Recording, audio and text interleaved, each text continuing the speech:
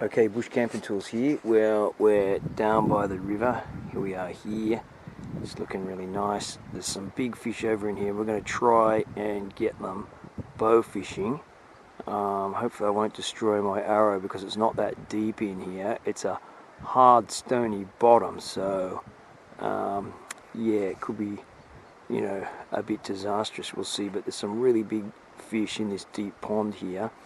We're going to try and wade out there. It's got the bow in here and everything, and the bow fishing arrow in there. So first of all, I'm going to put a camera out there so you can see what we're trying to get. Alright, let's move on.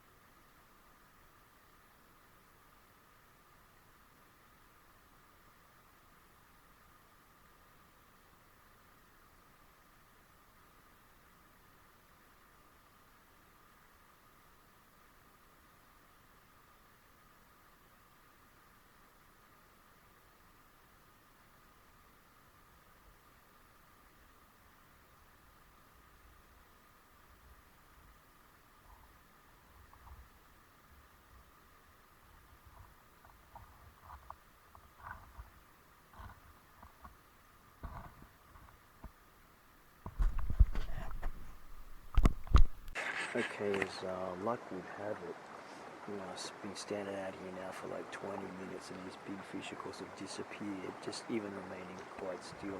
Seem to have frightened them off. We're going to try to go over on the bank and look down from there, not get in the water and try for a position from over there. If that doesn't work, we'll go upriver a little bit to a couple of other deep holes. I know that, as I said, the danger here in shooting and missing is that you will destroy an arrow because the bottom of the riverbed is just, you know, a hard stony riverbed is covered. Okay, so I've resorted to getting in the trees on the other side of the bank, but as you can see, you know, to be able to pull the bow back in here, it's going to be really difficult without busting up lots of branches. I think the fish I'm after have really gone under the bank, which is a problem. There's going to be no way to catch them. Now probably would have been better off coming down maybe even with the line, the rod and everything. It's full of fish, but these really big species I'm after, you know, I need a really big one for the bow, otherwise I'm just gonna, it's too small a target. I mean, the others are all really good pound size, but they're just too small for the bow. Anyway, let's move on.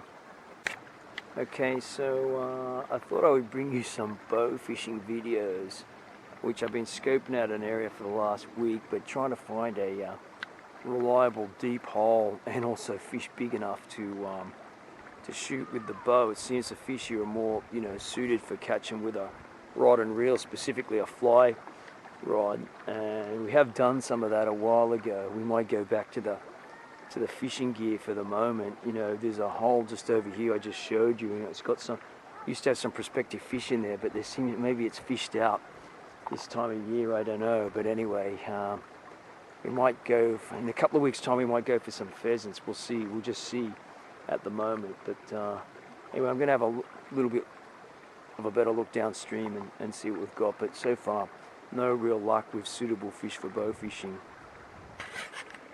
Anyway, I think we might give it a bit of a miss for the day. I can't see in through this weed. There doesn't appear to be anything here, and it's really shallow. It's only about a foot to a foot and a half deep. Got the bow wound down a bit. I don't want to crank the daylights out of the bow because it's just going to blast the daylights out of the arrow into the riverbed.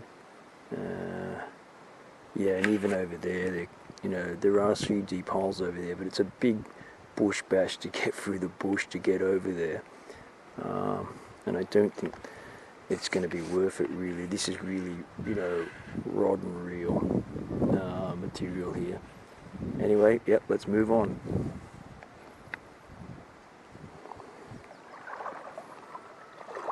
Okay, so I just thought I'd point out, you know, the reality of fishing and hunting.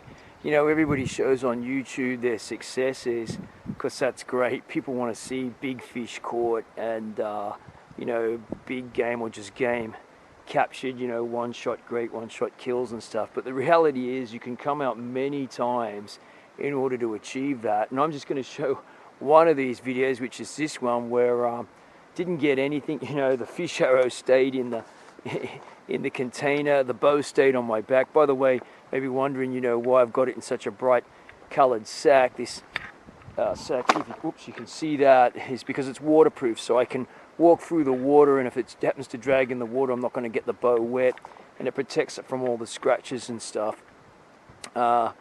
Getting through this bush over here and that, so it just stops the string from getting damaged. That's my way of doing it anyway. For bow fishing, that's okay. You know, for anything else, it's not, because it's bright yellow, so it's going to alert birds and they're going to alert other animals that you might be after. Yeah, so anyway, yeah, it's a beautiful day still, and great scenery, but didn't really get anything, so I'm going to head off back to the farmhouse and change tact a bit. Alright, thanks for watching Bush Camping Tools here.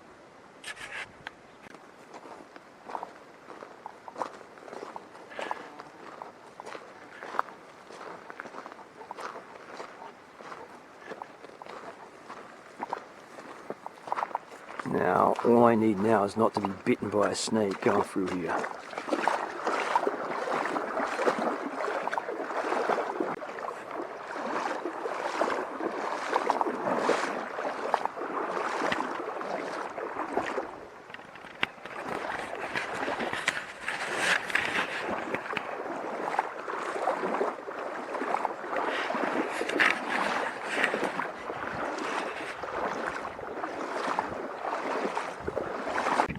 Okay, we've come out pheasant hunting again. We've just baited a couple of tracks just over here with stuff they like to eat. I can hear them calling now, they're getting closer. It's about 5 p.m. That's when they start to come out. We're sitting on the edge of a field. Only got the slingshot with us now. We're not in the best spot for a rifle. We'd be down over there with the rifle, shooting up in towards the forest, because it's much safer. There's nothing over there. Yeah, and we'd have a clear shot up this farm road. Anyway, it's just a makeshift little bit of a hide. We'll see what happens.